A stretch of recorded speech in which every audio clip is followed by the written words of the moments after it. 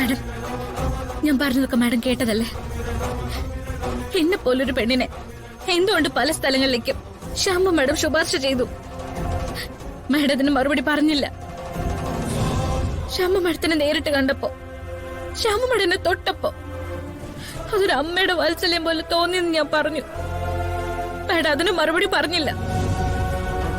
എന്നെ കളിപ്പിക്കാണോ എല്ലാരും കൂടി? എനിക്ക് ചുറ്റും എന്തൊക്കെയും നടക്കുന്നേ.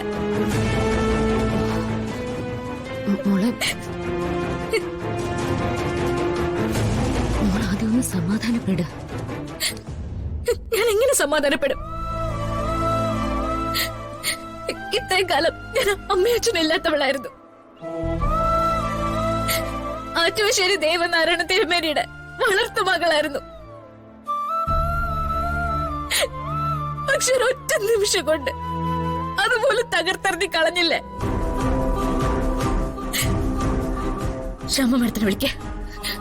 ശ്യാമ മാഡത്തിനോട് മാഡത്തിന് സംസാരിക്കാൻ ബുദ്ധിമുട്ടാണെങ്കിൽ ഞാൻ സംസാരിക്കാം. ഇന്ന് ശ്യാമ മാഡം വിളിച്ച് പറഞ്ഞ സത്യമാണെങ്കിൽ, ശ്യാമ മാഡം വന്ന് അതിലൊഴുക്കി കളഞ്ഞ കുഞ്ഞു ഞാനാണെങ്കിൽ വീണ്ടും വീണ്ടും എന്നോട് ചതി ചെയ്യുന്ന എന്തിനാ? അത് എനിക്ക് ചോദിക്കണം.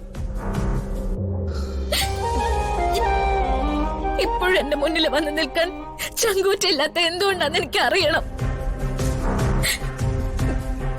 മാഡത്തിന് വയ്യെങ്കിൽ വേണ്ട, ഞാൻ പോവും. ഏതാൾക്കൂട്ടത്തിന്റെ മുമ്പിൽ നിന്നായാലും ശ്യാമ മാഡത്തിന്റെ മുഖത്ത് നോക്കി ഞാനിതൊക്കെ ചോദിക്കും. എന്നിട്ട് ഞാൻ പറയൂ അവരോട് എനിക്കവരെ ഇഷ്ടമല്ല എന്ന്.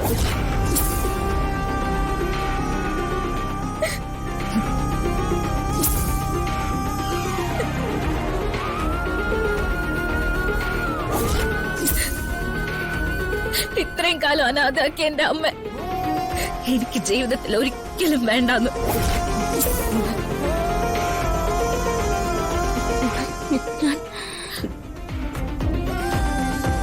വിളിക്ക, ഇപ്പൊ തന്നെ വിളിക്ക. ഒരു ജന്മം മുഴുവൻ അനാഥത്വം അനുഭവിച്ച ഒരു പെണ്ണിന്റെ അപേക്ഷ വിളിക്ക മാഡം.